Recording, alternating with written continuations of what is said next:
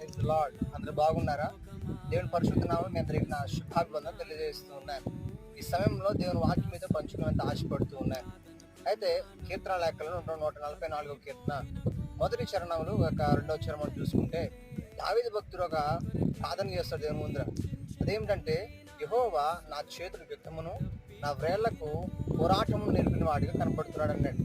అయితే ఈ సమయాల్లో దేవుడు ఈ తత్వం చూసినప్పుడు కొన్ని సమస్యలు, శోధనలు, ఇబ్బందులు, ఆర్థిక సమస్యలు నీతో వచ్చినప్పుడు చాలా మంది ప్రార్థన ఏం చేస్తారంటే, ప్రార్థనలో ప్రభువా నాకు కష్టాలు తీసేయి, కష్టాల నుంచి నన్ను బయటికి లాగు ప్రభువా, ఇబ్బందుల నుంచి దూరం చేయ ప్రభువా అని ప్రార్థన చేస్తారు.